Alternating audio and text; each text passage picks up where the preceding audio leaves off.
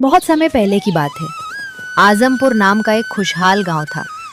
वहां के लोग सुबह सुबह उठकर खेतों में जी तोड़ मेहनत करते और शाम होते ही भैरव सिंह के ढाबे पर जमा हो जाते।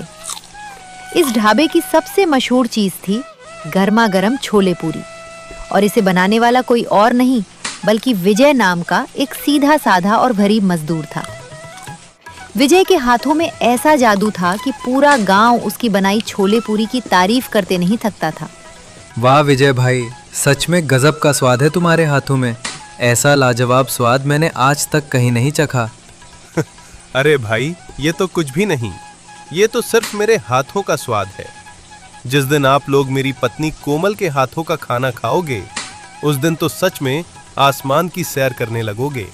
क्यों विजय भैया, आसमान में कहाँ, सीधे यमराज के यहाँ क्या? अरे नहीं नहीं भाई, मेरा मतलब है कि आप खुशी से झूम उठोगे।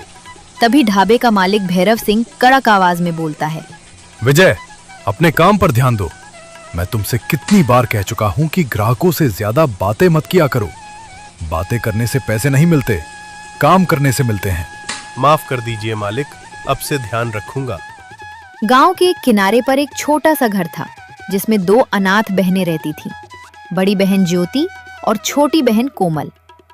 ज्योति गांव के सबसे अमीर आदमी धनीराम सेठ के यहाँ झाड़ू पोछा का काम करती थी। धीरे धीरे समय बीता और किस्मत ने ऐसी करवट बदली कि धनीराम सेठकन के बेटे माखन लाल को ज्योति पसंद आ गई और उन दोनों की शादी हो गई। वहीं दूसरी तरफ गांव वालों की मदद से छोटी बहन कोमल की शादी गरीब लेकिन नेक दिल विजय से हो गई। बड़ी बहन ज्योति अब एक आलीशान महल में रानी की तरह रहने लगी थी और छोटी बहन कोमल दूसरों के खेतों में मजदूरी करके अपना जीवन बिता रही थी। पर कहते हैं ना कि अचानक आया पैसा इंसान की मति मार देता है। धीरे धीरे ज्योति के सिर पर अमीरी का घमंड चढ़ गया। वो अपने घर के नौकरों से बहुत बुरा व्यवहार करने लगी। एक दिन ज्योति का पुराना और वफादार नौकर रामू काका उसके पास आया। रामू काका की पत्नी की तबीयत बहुत खराब थी और डॉक्टर ने उन्हें घर पर रहकर देखभाल करने को कहा था। मालकिन, मुझे कुछ दिनों की छुट्टी चाहिए थी। क्या छुट्टी? तुम जैसे गरीबों के नखरे कभी खत्म नहीं होते। कैसी छुट्टी? मालकिन, मेरी पत्नी की तबीयत बहुत ज्यादा खराब है।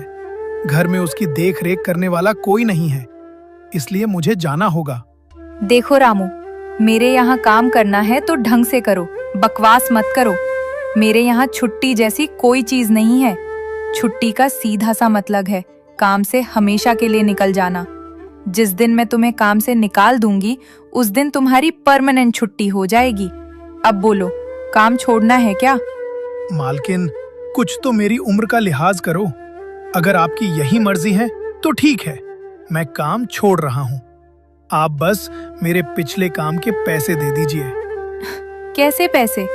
तुम यहाँ दिन रात काम करते थे, तुम मुफ्त का खाना भी तो ठूंसते थे। उस खाने के पैसे कौन देगा? अगर मैं तुम्हारे खाने का हिसाब जोड़ने बैठ गई ना, तो तुम्हें अपनी जेब से मुझे पैसे देने पड़ जाएंगे। इससे अच्छा यही है कि तुम चुपचाप यहाँ से दफा हो जाओ। रामू काका अपनी मालकिन के मुंह से ऐसी कड़वी बातें सुनकर दंग रह गए। वे अपनी आंखों में आंसू लिए तुरंत उस हवेली से बाहर निकल गए।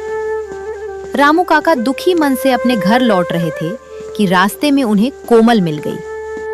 रामू काका की आंखों में आंसू देखकर कोमल का दिल भर आया। रामू काका, प्रणाम। आप रो क्यों रहे हैं?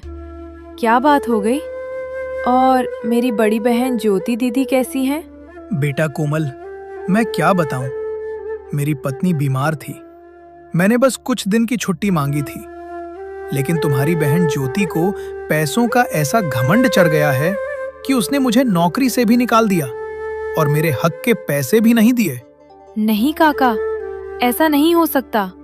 मेरी बहन ज्योति इतनी निर्दयी नहीं हो सकती। मुझे आपकी बातों पर यकीन नहीं हो रहा। रामू काका ने आगे कुछ नहीं कहा और चुपचाप सिर झुकाकर वहां से चले गए। शाम को जब विजय थक हार कर ढाबे से घर लौटा तो कोमल के चेहरे पर उदासी साफ दिख रही थी। सुनिए जी, आज रास्ते में मुझे रामू काका मिले थे। वो बहुत रो रहे थे और कह रहे थे कि मेरी बड़ी बहन ज्योति बहुत घमंडी हो गई है।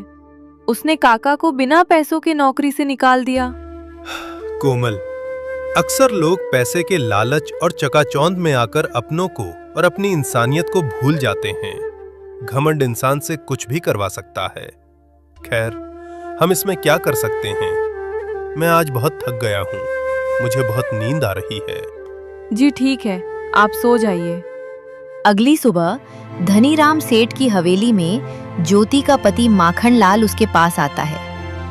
अरे ज्योति सुनो, तुम कई दिनों से कह रही थी ना, चलो आज तुम्हारी छोटी बहन कोमल के घर चलते हैं। हाँ जी, चलना तो चाहती हूँ। मुझे उसकी गरीबी देखकर तरस आता है। सच कहूँ तो उसके उस छोटे से घर में तो मेरा पानी पीने का भी मन नहीं करता। अरे छोड़ो इन बातों को, मुझे भी बड़ी शर्म आती है जब समाज में लोग मुझसे कहते हैं कि तुम्हारी साली दूसरों के खेतों में मजदूरी करती है। चलो आज उन्हें एक बड़ा ऑफर देते हैं। हमारी कंपनी का वो जो लड़का है ना, गुड्डू, वो शादी के लिए लड़की ढूंढ रहा है। अगर बात बन गई तो कोमल का विजय से तलाक करवा देंगे और उसकी शादी गुड्डू से करवा देंगे। गुड्डू बहुत पैसा कमाता है, कोमल भी अमीर हो जाएगी और हमारी बदनामी भी रुक जाएगी। वाह, ये तो बहुत ही बढ़िया उपाय है। चलिए फिर देर किस बात की, अभी चलते हैं। सुबह का समय था। विजय अपने काम के लिए ढाबे पर निकल चुका था। तभी ज्योति और माखन लाल सज धज कर कोमल के टूटे फूटे घर के सामने पहुंचे। अपनी बड़ी बहन को अचानक आया देख कोमल की खुशी का ठिकाना नहीं रहा। दीदी, जीजा जी, आप लोग यहाँ? नमस्ते। आइए आइए, बैठिए जीजा जी। मैं अभी आप दोनों के लिए अंदर से पानी लेकर आती हूँ। रहने दो कोमल, मुझे ऐसे छोटे और तंग घरों में बैठने की आदत नहीं है। यहाँ खड़े खड़े ही मेरे सिर में दर्द होने लगा है। अपनी सगी बहन के मुंह से अपने घर के लिए ऐसी कड़वी बातें सुनकर कोमल के पैरों तले जमीन खिसक गई। उसका दिल टूट गया, पर उसने खुद को संभाला। अच्छा ठीक है दीदी, ये सब छोड़ो। ये बताओ कि आज अचानक यहाँ कैसे आना हुआ? देख कोमल, मैं तेरी बड़ी बहन हूँ और तेरी भलाई चाहती हूँ। मुझे तेरा इस तरह गरीबी में सड़ना और दूसरों के खेतों में मजदूरी करना बिल्कुल पसंद नहीं है। दीदी, इसमें बुरा मानने वाली क्या बात है? सुख और दुख तो भगवान के हाथ में है। आज हमारे दिन खराब हैं तो क्या हुआ? मेहनत करेंगे तो भगवान एक दिन हमें भी सब कुछ देगा। अरे साली साहिबा, भगवान किसी को घर बैठे कुछ नहीं देता, सब किस्मत का खेल है। जब तक हाथ नहीं फैलाओगे तब तक कुछ नहीं मिलेगा। जीजा जी, मैं आपकी बात का मतलब कुछ समझी नहीं। साफ साफ सुन कोमल, तू इस गरीब विजय को छोड़ दे और उसे तलाक दे दे। मेरी कंपनी में एक लड़का है गुड्डू, जो बहुत अमीर है। मैं तेरी शादी उससे करवा दूंगी। तू भी हमारी तरह ऐश करेगी और रानी बनकर रहेगी। अपनी बहन के मुंह से अपने सुहाग को छोड़ने की बात सुनते ही कोमल का खून खौल उठा। उसकी आंखों में अंगारे उतर आए। वो गुस्से से आग बबूला हो गई। बस दीदी, बहुत हुआ। आप जितने जल्दी हो सके मेरे घर से दफा हो जाइए और अपने इस बदतमीज और बाप के पैसों पर पलने वाले पति को भी यहाँ से ले जाइए। दोबारा मेरे घर कदम मत रखना। मेरा पति गरीब जरूर है, लेकिन वो अपनी मेहनत की खाता है। मेरे लिए मेरा पति ही मेरा भगवान है और मैं उनके साथ झोपड़ी में भी रानी बनकर रहती हूँ। निकलिए यहाँ से। बहुत जबान चलने लगी है ना तेरी कोमल। तूने आज मेरा नहीं बल्कि मेरी दौलत और रुतबे का अपमान किया है। याद रख, तेरा ये घमंड मैं मिट्टी में मिलाकर रहूंगी। जिस पति पर तुझे इतना नाज है ना, उसे इस गांव में कहीं का नहीं छोड़ूंगी। तेरे उस भिखारी पति को सड़क पर भीख मंगवा दूंगी। चलो ज्योति, अब इस कंगाल के घर में 1 मिनट भी खड़ा रहना हमारी तौहीन है। इसे अपनी औकात बहुत जल्द समझ में आ जाएगी। हाँ माखन, चलो अब इस गरीब के घर से। देखूंगी कि इसका ये भगवान पति इसे भूखों मरने से कैसे बचाता है। माखनलाल और ज्योति तो वहां से चले गए, लेकिन उनके दिलों में बदले की आग सुलग रही थी। कोमल ने तय किया कि वो इस लड़ाई की बात अपने पति विजय को नहीं बताएगी, ताकि वे परेशान न हो। धीरे धीरे शाम ढली और रात बीत गई। अगली सुबह विजय हमेशा की तरह रोजी रोटी कमाने के लिए भैरव सिंह के ढाबे पर पहुंचा। लेकिन वहां का नजारा देखकर उसके होश उड़ गए। सारा खाना पहले से ही बनकर तैयार था। मालिक प्रणाम। आज ये सब क्या देख रहा हूँ? छोले पूरी से लेकर सारा सामान आपने खुद ही बनाकर तैयार कर दिया। मेरे लिए कोई काम ही नहीं छोड़ा। क्या करूं विजय, आज के बाद से ये सारा काम मुझे खुद ही करना पड़ेगा। मैं कुछ समझा नहीं मालिक। भला मैं क्या करूंगा फिर? साफ बात यह है विजय कि आज के बाद से तुम्हें इस ढाबे पर आने की कोई जरूरत नहीं है। तुम आज से काम पर मत आना। पर क्यों मालिक? मुझसे क्या खता हो गई? गांव वाले तो मेरे हाथ के स्वाद के दीवाने हैं। स्वाद की बात नहीं है विजय। कल तुम्हारी पत्नी की बड़ी बहन ज्योति और उनके पति माखन लाल मेरे घर आए थे। उन्होंने साफ साफ कह दिया है कि तुम्हें नौकरी से निकाल दूं। भाई, मैं एक छोटा सा ढाबे वाला हूं। मैं उन रईस और बड़े लोगों से दुश्मनी मोल नहीं ले सकता, इसलिए मुझे माफ करना। ठीक है मालिक, जैसी आपकी मर्जी। पर जो मेरा पिछला हिसाब है, मेरे काम के पैसे हैं, वो तो दे दीजिए। पैसे? एक धेला भी नहीं मिलेगा। सेठ माखन लाल ने मुझे साफ मना किया है कि तुम्हें एक भी रुपया न दूं। तुम्हें जहां जाना है जाओ, पुलिस थाना करना है करो, जो उखाड़ना है उखाड़ लो, पर मैं पैसे नहीं दूंगा। कोई बात नहीं मालिक, मैं कहीं नहीं जाऊंगा। पर याद रखना, इंसान भले ही न देख रहा हो, लेकिन ऊपर बैठा भगवान सब देख रहा है। वो एक दिन सबका इंसाफ जरूर करेगा। विजय बिना पैसे लिए भारी कदमों से तुरंत अपने घर वापस आ जाता है।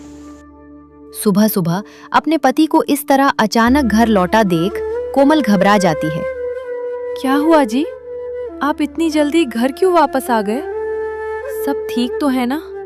कोमल, तुम्हारी बड़ी बहन ज्योति ने मुझे ढाबे की नौकरी से निकलवा दिया है। और तो और मालिक ने मेरा हक का पैसा देने से भी मना कर दिया। कोमल, सच सच बताओ, क्या कल कोई बात हुई थी क्या? हाँ जी, मुझे माफ कर दीजिए। कल ज्योति दीदी और जीजा जी यहाँ आए थे। वे आपके बारे में बहुत उल्टा सीधा बोल रहे थे। वे कह रहे थे कि मैं आपको छोड़कर किसी अमीर लड़के से शादी कर लूं। मुझसे आपके खिलाफ एक शब्द भी नहीं सुना गया, इसलिए मैंने उन्हें कड़ा जवाब देकर घर से भगा दिया। जाते जाते दीदी कहकर गई थी कि वो आपको मिट्टी में मिला देगी। अरे रोती क्यों हो? तुमने बहुत बढ़िया किया, बहुत अच्छा जवाब दिया उन्हें। तुम बिल्कुल टेंशन मत लो। जिसने अपनी इंसानियत बेच दी, वो भला हमारा क्या बिगाड़ेगा? काम की क्या कमी है? मैं अभी काम ढूंढने दूसरे गांव जा रहा हूं। विजय बिना हिम्मत हारे तुरंत पड़ोसी गांव की तरफ निकल पड़ा। वहां जाकर उसने एक बड़े सेठ से मुलाकात की और उसे खेत में मजदूरी का काम मिल गया। विजय ने बिना रुके दोपहर की धूप में जी तोड़ मेहनत की। देखते ही देखते शाम होने तक उसने अकेले ही पूरा का पूरा खेत जोतकर काम खत्म कर दिया। जब वो शाम को सेठ के घर पहुंचा तो सेठ उसका काम देखकर दंग रह गया। वाह भाई विजय, मान गए तुम्हारी मेहनत को। तुमने तो 2 दिन का काम अकेले एक ही दिन में खत्म कर दिया। ये लो, तुम्हारी ईमानदारी और लगन को देखकर मैं तुम्हें तुम्हारी मजदूरी से 50 रुपए ज्यादा दे रहा हूं। ये पूरे 350 रुपए अपने पास रखो। बहुत बहुत धन्यवाद सेठ जी। अरे धन्यवाद की कोई बात नहीं है। आगे जब भी मेरे पास काम होगा, मैं तुम्हें ही बुलाऊंगा। मेहनत की पहली कमाई हाथ में आते ही विजय की खुशी का ठिकाना नहीं रहा। 350 रुपए हाथ में पाकर वो सोचने लगा कि क्यों ना आज अपनी प्यारी पत्नी कोमल के लिए कुछ अच्छा लेकर चला जाए। वो तुरंत पास की एक किराना दुकान पर गया। वहां से उसने मैदा, आलू और समोसे बनाने का सारा जरूरी सामान खरीदा और खुशी खुशी सीधे अपने घर पहुंचा।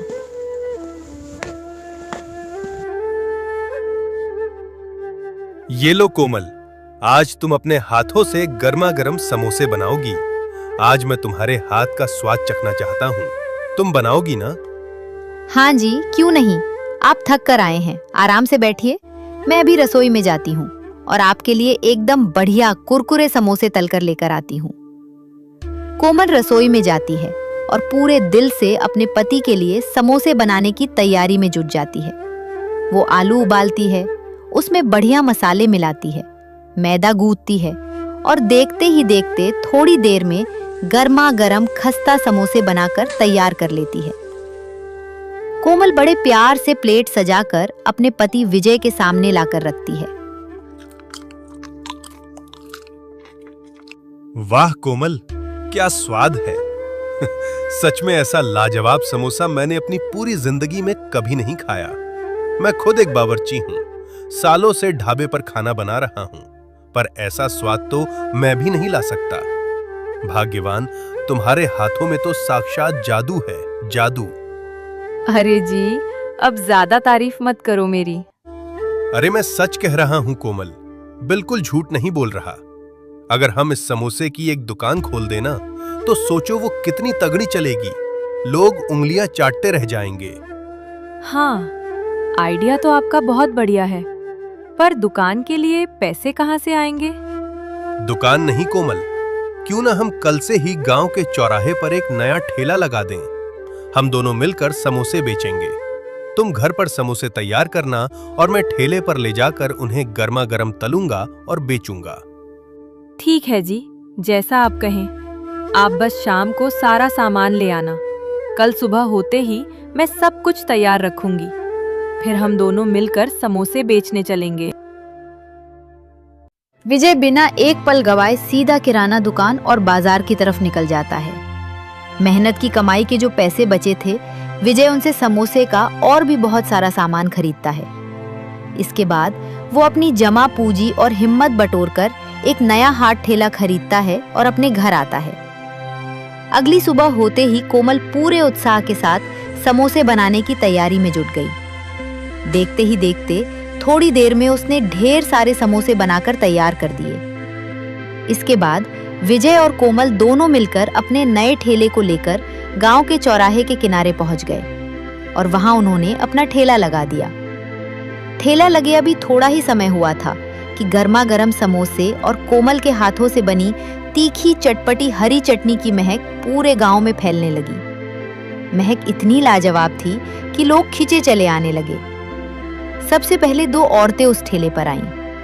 अरे विजय भैया, तो तुमने भैरव सिंह का ढाबा छोड़कर खुद का ठेला लगा लिया। भाई, तुम्हारी समोसे और चटनी की महक तो पूरे गांव में तहलका मचा रही है। क्या स्वाद छिपा रखा है तुमने अपने हाथों में? अरे नहीं दीदी, इसमें मेरा कोई हाथ नहीं है। ये जो भी कमाल है सब मेरी पत्नी कोमल के हाथों का है। ये समोसे और चटनी उसी ने बनाए हैं। राम राम दीदी, मैं तो बस वैसे ही हम दोनों ने मिलकर एक छोटी सी कोशिश की है। कोई बात नहीं, बहुत अच्छा किया। चलो, बातें बाद में करेंगे। पहले फटाफट हम दोनों के लिए 2 प्लेट समोसे लगाओ। कोमल ने तुरंत 2 प्लेटें सजाकर उन्हें दी। जैसे ही उन औरतों ने समोसे का पहला निवाला मुंह में डाला, वे स्वाद के मारे मदहोश हो गईं। अरे गजब, क्या स्वाद है कोमल! ऐसा समोसा तो मैंने अपनी पूरी जिंदगी में पहले कभी नहीं खाया। वे दोनों औरतें तारीफ करते हुए वहां से चली गईं। देखते ही देखते ये खबर पूरे गांव में आग की तरह फैल गई। लोगों की भारी भीड़ उमड़ पड़ी और कुछ ही देर में विजय और कोमल के सारे समोसे बिक गए। दोनों अपनी पहली कमाई लेकर खुशी खुशी घर आए और चैन की नींद सोए। अगले दिन फिर दोनों ने मिलकर समोसे बनाए और चौराहे पर ठेला लगा दिया। ठेला लगते ही लोगों की भारी भीड़ इकट्ठा होने लगी, लेकिन दूसरी तरफ कालीचरण के ढाबे पर सन्नाटा पसरा हुआ था। एक भी ग्राहक वहां नहीं था। कालीचरण मक्खियां मार रहा था और बहुत परेशान था। तभी उसके पास गांव का एक आदमी आया। अरे कालीचरण भाई, जरा ये तो बताना, समोसे वाले विजय का ठेला किधर लगा है? अरे तुम पागल हो गए हो क्या?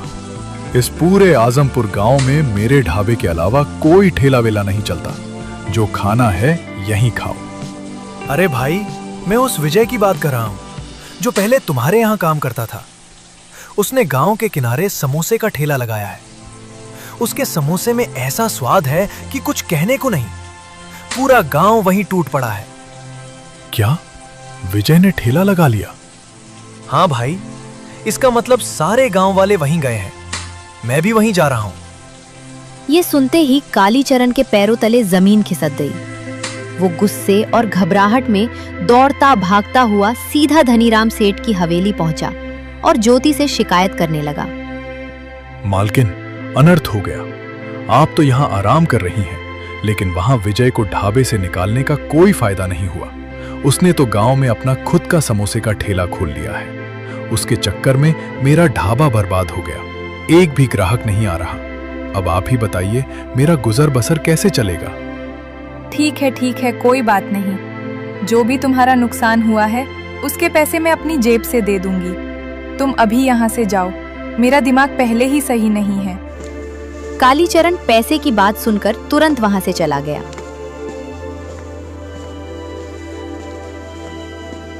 थोड़ी देर बाद ज्योति का पति माखन लाल घर लौटा तो ज्योति ने उसे पूरी बात बताई। क्या बात कर रही हो ज्योति? सचमुच? अभी जब मैं रास्ते से आ रहा था तो मुझे भी हवा में एक अजीब सी बेहद लजीज महक आ रही थी। वो खुशबू मुझे अपनी तरफ खींच रही थी, पर मुझे लगा कि कोई अपने घर में कुछ खास बना रहा होगा। अब समझ में आया, वो कोमल के समोसों की महक थी। अगर ऐसी बात है तो हमें खुद चलकर देखना चाहिए कि आखिर माजरा क्या है। दोनों राजी होते हैं और हवेली से निकलकर सीधे विजय के ठेले की तरफ चल देते हैं। जैसे ही वे ठेले के पास पहुंचे, समोसे की वो सोंधी और लाजवाब महक सीधे उनके दिलों में उतर गई। उस खुशबू ने ज्योति और माखन लाल के भीतर भरे नफरत और घमंड के मूड को पूरी तरह बदल दिया। कोमल बहन। अपनी बड़ी बहन के मुंह से इतने दिनों बाद बहन शब्द सुनकर कोमल की आंखों से आंसू छलक पड़े। वो दौड़कर आगे आई। दीदी, आपने मुझे बहन बोला। दीदी, आज अचानक यहाँ कैसे आना हुआ? कोमल, मैंने पूरे गांव में सुना कि तू बहुत ही स्वादिष्ट समोसे बनाती है। क्या तू अपनी इस बड़ी बहन को भी अपने हाथ का समोसा खिलाएगी? दीदी, आप ऐसा क्यों कह रही हैं? क्यों नहीं, आप बैठिए, मैं अभी आपके लिए और जीजा जी के लिए प्लेट लगाती हूँ। कोमल ने तुरंत दोनों को गर्मा गर्म समोसे परोसे। जैसे ही ज्योति और माखन लाल ने समोसा खाया, उसके जादुई स्वाद ने उन्हें पूरी तरह मोहित कर लिया। उनका दिल पिघल गया और उन्हें अपनी गलती का गहरा एहसास हुआ। मुझे माफ कर देना विजय भाई, मुझसे बहुत बड़ी गलती हो गई थी। अमीर होने के घमंड में मैंने तुम जैसे भले इंसान का दिल दुखाया। अरे कोई बात नहीं माखन भाई, अपनों के बीच ऐसी छोटी मोटी बातें होती रहती हैं। आप हमारे घर आए, यही हमारे लिए बहुत है। कोमल, मुझे भी माफ कर दे मेरी बहन। तेरे हाथों में तो सचमुच जादू है। मैं पैसों के घमंड में अंधी हो गई थी और अपनी सगी बहन के प्यार को भूल गई थी। मुझे माफ कर दे। कोई बात नहीं दीदी, जब से आपको अपनी गलती का एहसास हुआ और आप सुधर गईं, हमारे लिए तभी से अच्छा दिन शुरू हो गया। अब रोइए मत। कोमल, अब तुम्हें इस छोटे ठेले पर काम करने की जरूरत नहीं है। तुम्हें किसी भी चीज की जरूरत पड़े, बेझिझक अपनी इस बहन को बोल देना और मैं बहुत जल्द ही तुम दोनों के लिए शहर में एक बहुत बड़ा ढाबा खुलवा कर दूंगी। इस तरह कोमल के स्वाभिमान, विजय की मेहनत और उनके हाथों के अनोखे स्वाद ने ज्योति और माखन लाल के घमंड को हमेशा के लिए खत्म कर दिया। दोनों परिवार फिर से एक हो गए और खुशी खुशी रहने लगे। सीख: ये कहानी हमें सिखाती है कि धन दौलत का घमंड हमेशा हारता है और ईमानदारी, मेहनत व अपनों के प्रति सच्चा प्रेम ही जीवन की सबसे बड़ी जीत है। और सुनो दोस्तों, जाते जाते हैं चैनल को सब्सक्राइब और वीडियो को लाइक करके जाओ।